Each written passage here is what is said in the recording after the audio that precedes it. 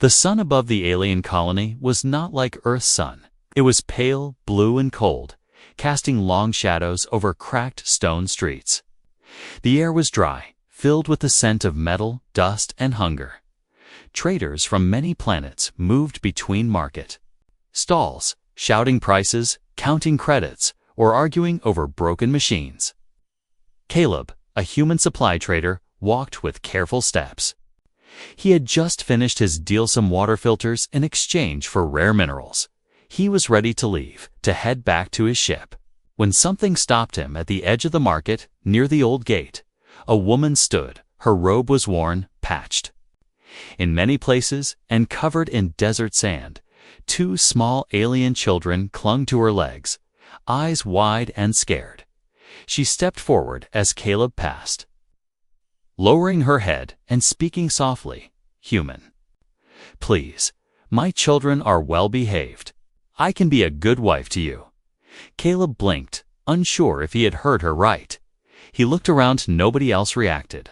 It was like they had heard such things too many times before.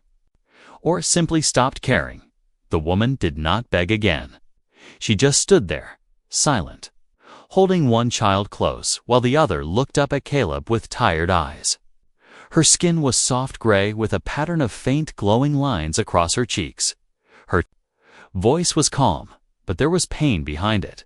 "I'm not looking for a wife," Caleb replied slowly, not wanting to sound harsh.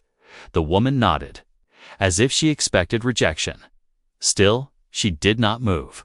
"Why would you say that to a stranger?" Caleb asked. She kept her eyes low.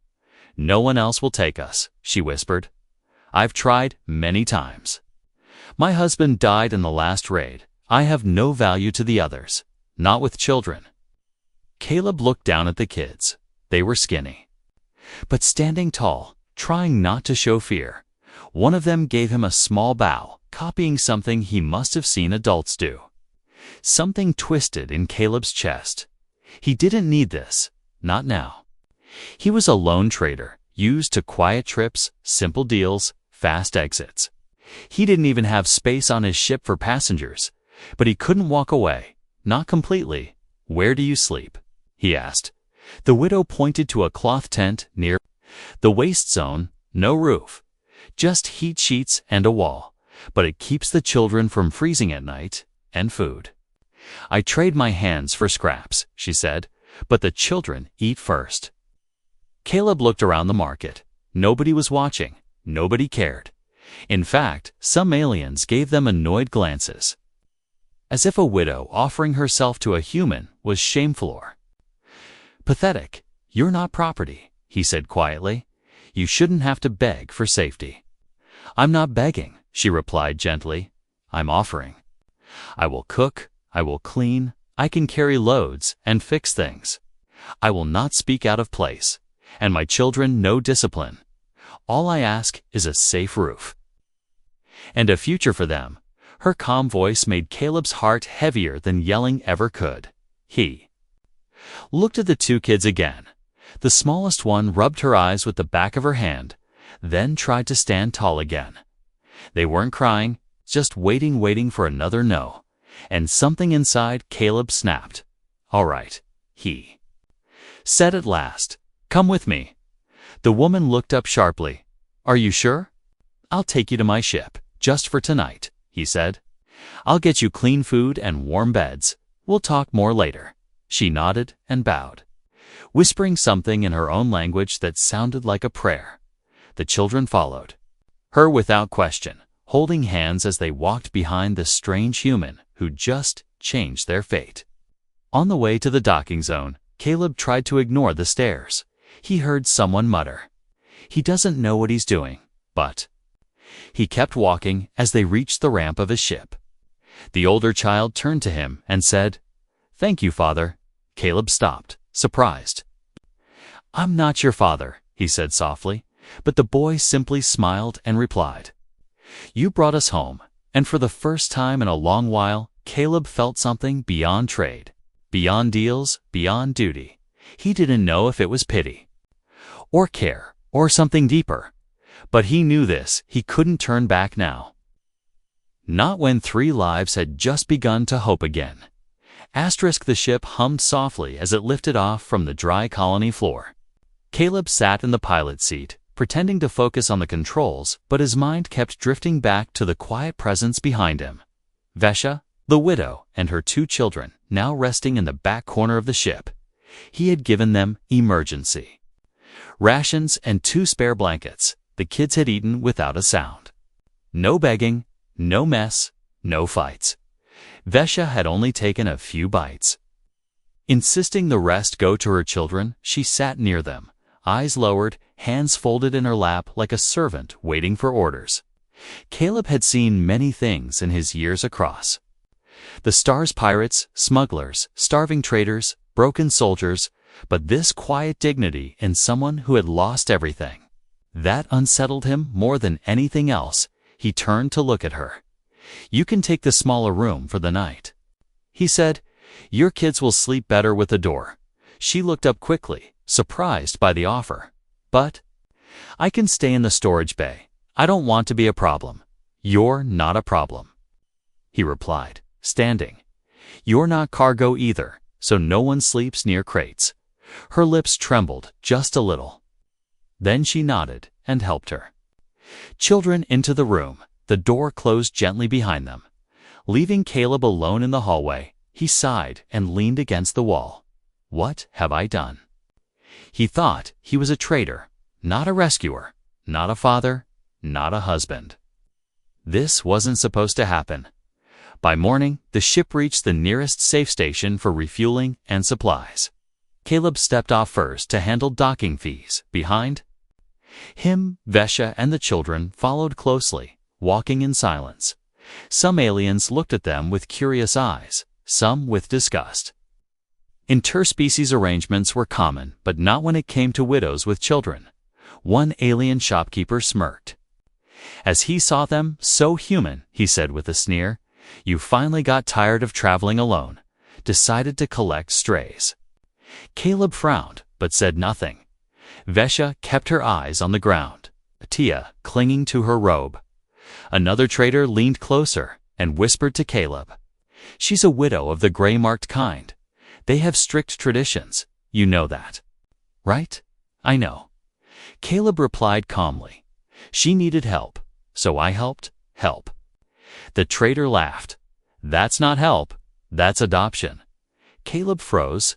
"What do you mean?" "If you took her in willingly and protected her in public," the trader said, "then by her people's law, you're now her bonded guardian." Caleb stared at him. He hadn't agreed to marriage or adoption, had he? But then he remembered the way she bowed, the way she thanked him, the way the boy called him father. He rubbed his face with both hands. "This is insane." Back at the ship, Vesha sat quietly with a needle and thread, stitching one of Caleb's torn sleeves. She looked up as he entered. "Did we cause trouble for you?" He sat across from her, watching her hands work. "Your people. What do they believe happens when someone like me helps someone like you?" She hesitated, then spoke softly. "They believe the one who protects the widow and her children becomes their fate-bearer, their guardian, and if accepted her mate." Caleb leaned back in his chair. "I didn't sign up for this." "No," she said, placing the mended sleeve beside him. "You have every right to leave us anywhere you wish. I will not complain." The quiet way she said it made something twist inside him. She didn't sound angry, only tired, like she had lived through 1,000 rejections before. "And expected one more? You're not useless," Caleb said suddenly. Vesha blinked, surprised. "You work harder than most crew members I've hired. You don't complain, and your kids." He paused. "There. Polite, strong, even after all they've been through." She lowered her gaze again. But this time, she smiled faintly. "No one else ever wanted us, not even my own kind." She said, "I made this offer many times. I begged many times. They called me desperate, shameful, unwanted." Caleb shook his head slowly. "You weren't unwanted. They were just blind. A long silence passed between them. The ship's engines hummed gently beneath their feet. The children were asleep. Again, curled together like little stars in the corner of the ship. I didn't plan to bring anyone with me, Caleb finally said, but now that you're here, I don't think I can just drop you off somewhere and pretend it didn't happen. She looked at him then, not as a beggar, not as a servant, but as a woman holding her hope in her hands. I don't need much, Caleb. She whispered, just a place to keep them safe, a roof to sleep under, and maybe a little kindness from time to time. Caleb stood up slowly. Well then, he said, picking up the mended sleeve, I guess we'll need more food, more blankets, and maybe a bigger ship. Vesha's lips parted, a soft breath escaping her as if she was about to cry, but no tears came. Instead, she gave a quiet nod. For the first time in years, someone had said yes. And even if it wasn't love, yet it was something stronger than rejection. It was the beginning of a home. Caleb's ship was small, built for solo runs and cargo, not passengers. There were only 2 private rooms, one for him and one he barely used. Now, that second room had become home to Vesha and her children. The kids had started to explore, but carefully, they didn't shout or touch things without asking. They walked with small steps, always looking at Caleb with curious eyes. The girl, who looked around 6 Earth years old, had soft silver hair and violet eyes. The boy, slightly older, was quiet but sharp. He watched Caleb's every move, and Vesha. She seemed to glide through the ship like a shadow. She cleaned before Caleb could even ask, repaired minor wiring near the walls, and once fixed a jammed air vent without a word.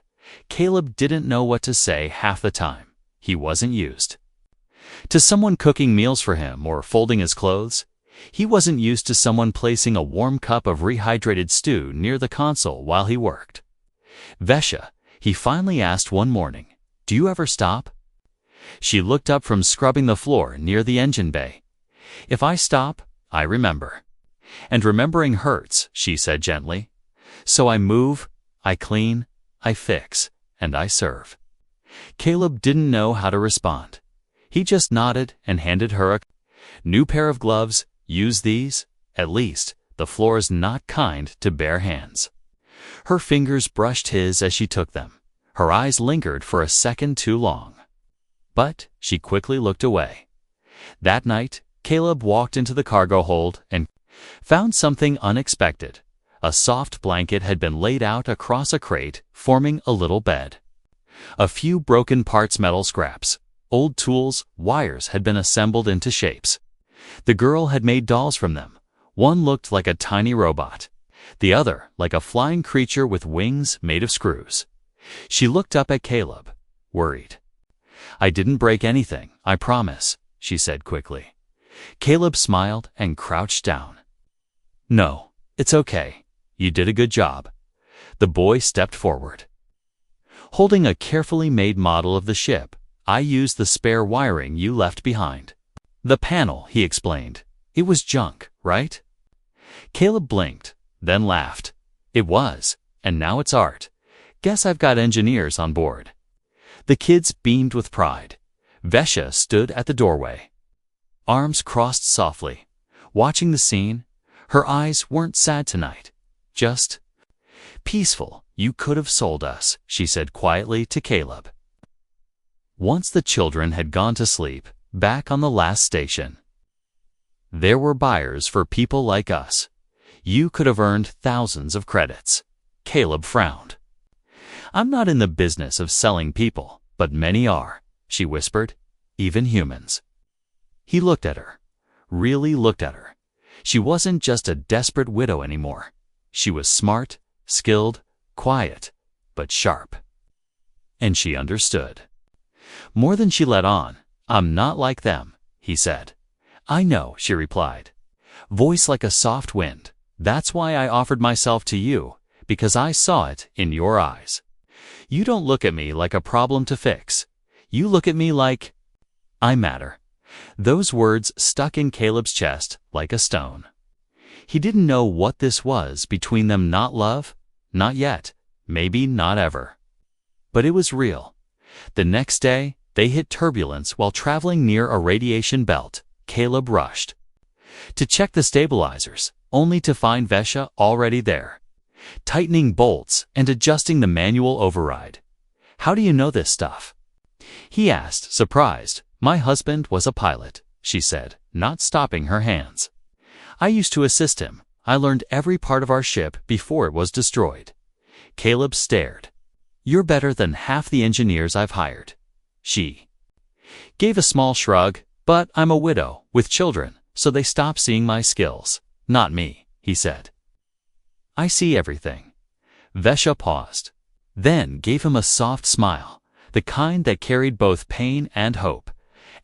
Later that night, the boy came to Caleb's room. "Sir," he whispered, "may I ask something?" "Sure," Caleb replied, closing his datapad. "Why did you help us?" Caleb thought for a moment. "I didn't plan it," he admitted. "But when I saw your mother at that gate, I saw someone who deserved better." The boy nodded slowly. "My real father was strong, but not kind. He was always angry, always shouting, 'You are quiet, but we feel safe.'" The words hit Caleb harder than he expected. He placed a hand on the boy's head. "Go to sleep, kid. Tomorrow's a new flight in the dark cargo hold." Vesha lay awake. She stared at the ceiling, listening to the soft hum of the engine and her children's quiet breathing. And for the first time since her world fell apart, she allowed herself one dangerous thought. What if this human was not just her rescuer, but her future? The stars outside shimmered like diamonds as Caleb's ship approached Station Coronine. It was a mid-tier orbital checkpoint, part customs post, part supply depot, and full of problems Caleb usually avoided. But he needed fuel, parts, and food, especially now that there were 3 extra mouths on board. As they docked, Caleb looked at Vesha, who had dressed her children in clean clothes. She stitched herself from old ship fabric. They stood beside her, hair combed, hands folded politely. "Like tiny ambassadors, you don't have to come out," Caleb said to her, but Vesha shook her head. "It's better they see me with you," she said softly. "If we hide, they'll assume we're illegal." Caleb nodded, feeling a knot tighten in his chest.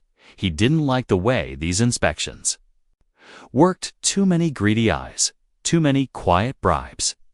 As they stepped into the inspection bay, a group of alien officers approached. They were from the Veltruck species, tall, armored, with black glass eyes that showed no emotion. One of them scanned Caleb's ID chip. "Human merchant Caleb Thorne." The officer grunted. "Cargo manifest received. Biological scans indicate 3 passengers." Caleb gave a calm nod. "Yes, I have guests on board." The officer tilted his head toward Vesha and her children. "Explain their presence." "They're under my protection," Caleb said firmly. "They're not slaves or fugitives, just travelers." The officer narrowed his eyes. "Under your protection? Are they family?" Caleb hesitated, then glanced at Vesha. "Yes," he said at last, "they are." The room went still for a moment. One of the other officers leaned closer, hissing. "You understand what that means under galactic bond laws, don't you?" "Not here to debate culture," Caleb replied, voice steady. "I'm just refueling." The lead officer grunted again, then walked around Vesha, scanning her silently. His expression didn't change, but his words did. "She's of the gray-marked caste. Their females are bond-claimed for life once accepted." Caleb folded his arms. "She wasn't claimed. She was abandoned. I offered her safety, not ownership. That doesn't matter to her kind." The officer snapped. "You carry responsibility." "No, and danger." Just then, another officer stepped forward. Younger, arrogant, with a cruel smile, he stared directly at Vesha, ignoring Caleb. "She's not bad looking for a widow," he said, smirking. I could take her off your hands if she's too much trouble, and the kids too. My brother needs house staff. Vesha said nothing, just pulled her children behind her, but her eyes. Dimmed with shame, Caleb stepped in front of her, voice cold and sharp. They're not for sale. The young officer raised an eyebrow, so protective for someone who barely knows them. Caleb's jaw clenched. They're under my care. Touch them, and you'll find out just how protective I can be. The room tensed. Even the older officer paused.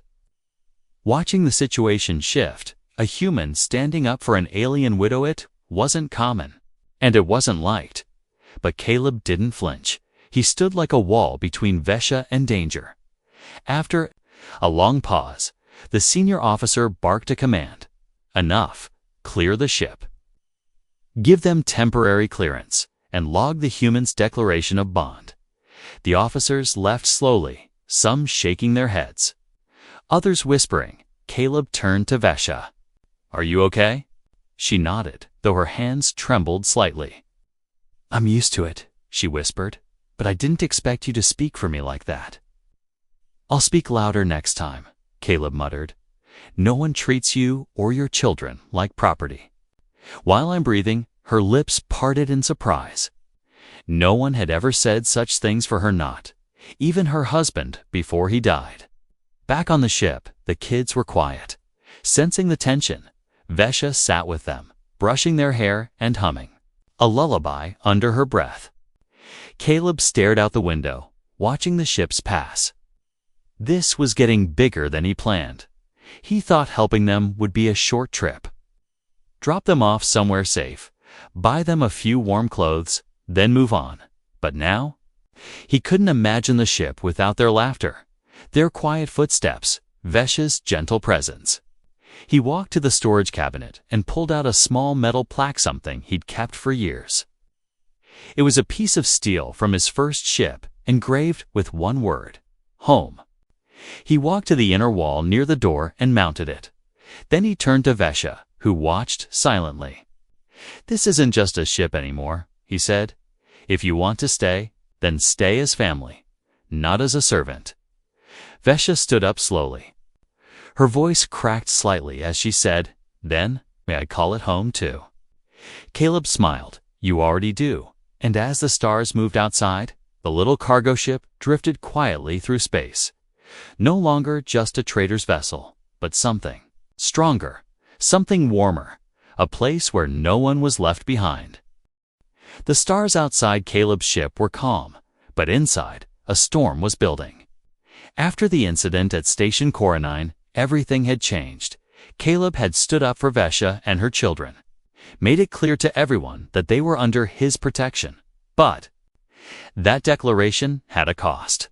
He had received 3 cancellation messages in just 2 days. Trading partners no longer trusted him. Not because of money or deals, but because of what he had done. They say I'm choosing sides, Caleb muttered as he paced across the ship's main deck. They say I've taken a mate from a caste that should stay in hiding. Vesha sat quietly at the far end of the room, her hands folded on her lap. The children were asleep, huddled together in their new sleeping nook. She had said nothing all day, only cleaned, cooked, and stayed silent. Finally, Caleb turned to her, frustrated. I didn't do this to lose my job, he said, but I also didn't do it just to walk away. Vesha stood slowly, her eyes calm but heavy. Then, let me make it easier, she said quietly. We will leave tonight. You can drop us at the next outpost, and you can return to your life. Her voice was soft, like a blade. Wrapped in cloth, Caleb froze. Vesha, that's not what I meant. It's what you felt, she replied. I saw the messages. I heard your voice when you thought I wasn't listening. I know I've brought you trouble. You haven't, Caleb said quickly, stepping forward. It's not you. It's them. It's their rules, their narrow minds. But you live in their world, she whispered. I don't belong there, and neither do my children. We only bring shadows into your light. The words hit Caleb like a punch to the chest. He looked at her really, looked at her, the woman who had offered herself with dignity, who fixed his ship, fed him, protected her children with silent strength, and still she stood there ready to leave because she didn't want to be a burden. Vesha, he said, his voice low. Do you think I saved you out of pity? She didn't answer. Do you think I let you stay here because I felt sorry for you? Still, no reply, just her eyes, full of sadness, not fear, not anger, just that deep, quiet sadness of someone who never expected to be chosen. Caleb shook his head slowly. You didn't make me lose anything that matters, he said. Those traitors. They were never real friends. They were buyers, temporary deals. But you, he pointed to her heart. And those kids, you made this ship feel like something I've never had. Vesha blinked. What's that? She asked softly. He smiled a little. Family? She looked down, one hand covering her mouth. Her shoulders shook not from fear but from something rare. Tears, silent ones, slid down her cheeks as she tried not to cry out loud. I haven't heard that word in years, she whispered. Not since my husband was taken by raiders. Not since I ran with my children through burning streets. Caleb reached out, hesitated, and placed a hand on her shoulder. You're not a burden, Vesha, he said again. Your strength disguised as silence. She looked up at him, eyes shining. Then why does the galaxy hate us?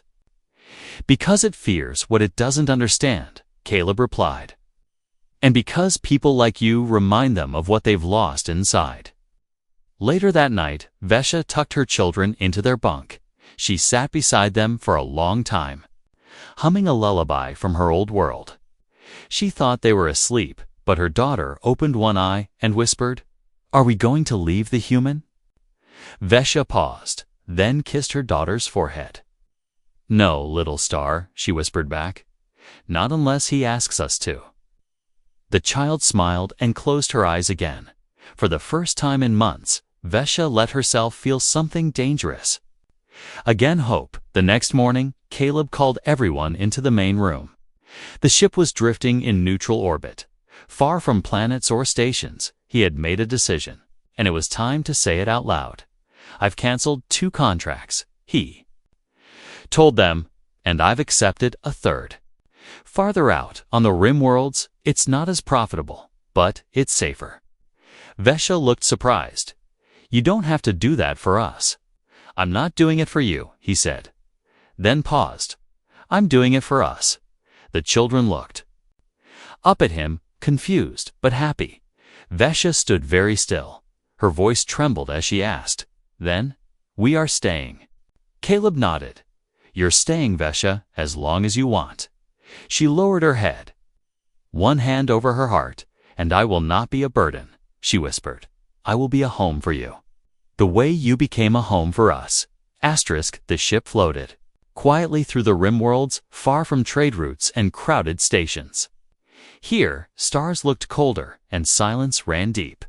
But inside the small vessel, something warmer was growing, something stronger than metal or wires. Caleb stood in the engine room, wiping oil from his fingers behind him. Soft footsteps approached. He already knew it was Vesha. She had a way of moving like mist, calm and light, but never unseen. I fixed the heat regulators, he said without turning around. Should be warmer in the children's bunk now. I noticed, Vesha replied with a small smile. Thank you. She stood beside him, hands behind her back, eyes focused on the floor. But Caleb noticed the change. She didn't carry herself like a guest anymore, like someone waiting to be sent away. She stood like she belonged. You've memorized every inch of this ship, haven't you? He asked, half smiling. I've mapped it, she admitted. Every panel, every leak, every loose bolt. I like knowing where things are. You've been doing more than that, he said. You've made the storage room into a kitchen, the hallway into a play space, and the old crate bay into a sleeping area. She looked up, her smile wider now. I wanted it to feel less like a box and more like something we could live in. Caleb nodded slowly. I was thinking the same thing that evening. Caleb found the two kids in the control room. They had drawn pictures using old digital slate stick figures of a ship, a man, a woman, and to small aliens. He laughed softly, holding one up. Is this supposed to be me? The little girl nodded. You always look grumpy when you fly. I do not, Caleb grinned. You do. The boy added seriously, but not when we're around. That made Caleb pause. Not when we're around. He didn't know when it happened. When? These two stopped feeling like passengers and started feeling like his. But now, he couldn't imagine this ship without them, without their small voices, their quiet giggles, their drawings on the walls. The next day, Caleb brought out something he hadn't used in years, a small wooden box carved by his father. He opened it and pulled out an old nameplate he'd used to hang above the entrance of his first ship. On it, one word was burned into the wood. Heartfire. Vesha stood nearby, watching him polish it. What does it mean? She asked softly. It was the name of my first home in space, Caleb said. Not the ship, but the crew. We weren't family by blood, but we were family by choice. Vesha looked at the name again, eyes full of something deep. Heartfire. She repeated. It sounds like warmth in the cold. That's what it was, Caleb said. And what this ship is becoming. Together, they mounted the nameplate above the hallway. Just outside the children's corner, the boy noticed first. Running up to read it aloud, what's Heartfire? Caleb crouched down. It's the name of our ship now. But this ship didn't have a name before, the girl said, tilting her head. Now it does. Vesha whispered, smiling, because now it has a heart. In the days that followed, things settled into a rhythm. Vesha cooked meals that made the ship smell like spices and warmth. The children started learning basic ship systems, and even helped during small repairs. Caleb worked harder than ever, but he laughed more too. One evening, after the children were asleep, Vesha brought him a cup of steam brew and sat beside him on the bench near the engine hum. You've given us something no one else ever has, she said gently. Not just safety, but peace. You gave me something too, Caleb replied. Purpose, company, a reason to come back to the same place every day. They sat in silence for a moment. The engine's gentle hum like a lullaby in the background.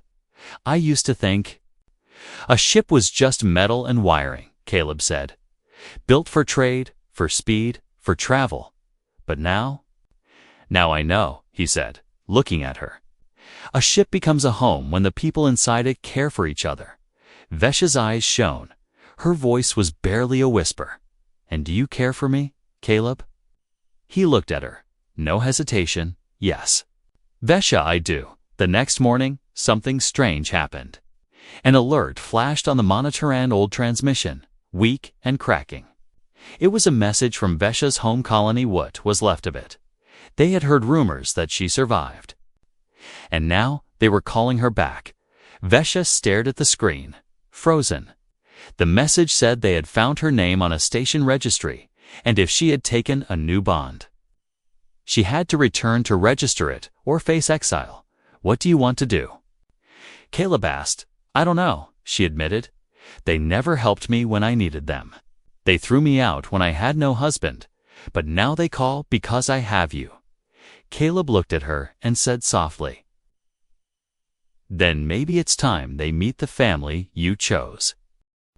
The journey to Vesha's home colony was slow and quiet. The ship moved through dark space, cutting across forgotten trade lanes and silent asteroid belts. Inside, tension filled the air. Vesha sat near the window, her eyes locked on the stars that once watched her leave in shame. The message had been clear: return and confirm your bond, or lose all rights to your name and bloodline. It wasn't a request, it was a command from the elders of her caste. Caleb had offered to ignore it, to keep flying, to live free in the rim. Vesha had shaken her head. I'm not going for their approval, she had said. I'm going so they can see what true worth looks like. Now, as the ship neared the colony, Caleb prepared the landing codes while the children stood by Vash's side. They had cleaned their clothes, polished their shoes, and stood tall, proud, unafraid. When they landed, guards met them at the dock. Not with weapons, but with cold stares. Vesha held her head high, her children by her side. Caleb, walking just behind her like a silent shield, they were escorted through stone streets, past homes that once closed their doors to her. Women whispered from windows, men sneered, but no one dared speak aloud at the council hall. 10 elders sat in a crescent row, their robes heavy with symbols of law and tradition. You were cast out, one said firmly. You return now with a mail from another world. Explain yourself. Vesha stepped forward. I return not to ask permission, but to complete your outdated ritual, so that you may never again speak of me as unclaimed. Is this human your chosen bond? Another asked, sneering. Or a protector you've misled with your widow's tongue? Before Vesha could speak, Caleb stepped forward. I am her bond, he said clearly, his voice firm. I accepted her and her children of my own will. And they accepted me, you understand? The elder said slowly. That to say these words means your name is now tied to hers in our records. That her shame becomes your burden. Caleb's eyes never moved. Then your records are finally correct. A long silence followed. Then an elder spoke again. If you are her bond, then she is your wife. Caleb nodded once. She is. Vesha turned slightly, her breath catching, her lips parted, but no words came. Just a trembling hand over her chest. Say it again, she whispered, barely loud enough to hear. Say it again. That I'm your wife? Caleb looked at her, and this time he didn't hesitate. You are my wife, he said, his voice soft but strong, and I will never let you walk alone again. Outside the hall, as the sun dipped low and painted the stone streets gold, the children ran ahead. Laughing for the first time on their mother's birth soil, Vesha and Caleb walked side by side, her fingers brushing his, no longer hiding, no longer afraid. You didn't have to say those words. She murmured, I wanted to, Caleb replied, because they were true, not for them, but for you. Vesha smiled, her eyes glassy with tears she no longer feared to show. All I ever wanted was a home, not wealth, not honor, just someone to choose me. I did, Caleb said, and I'll choose you every time. That evening, back on the ship, the children were asleep. Vesha stood at the viewing window, wrapped in a blanket Caleb had stitched from old uniforms. He walked up behind her and gently placed his hand on her shoulder. You okay? He asked. She nodded. They didn't accept me, she said quietly, but I don't care anymore. You shouldn't, he replied. They don't define your worth. She turned to him, her voice soft. I was afraid of being a burden, but now I know. You don't carry me, we carry each other. He nodded. I don't want a servant, Vesha, he said. I want a partner, a family, and that's what we are now. She looked up at him with a smile that melted the coldest parts of space. Then, I'll say it too, she whispered. You are my husband, Caleb, and I will never leave your side. They stood like that for a while, side by side, watching stars drift by, no grand music, no applause. Just the hum of their ship heart fire, a home made of choices, not blood. And in that silence, something sacred bloomed. A widow who was no longer unwanted, a man who had no family but found one in the stars. And 2 children who would never again wonder where they belonged.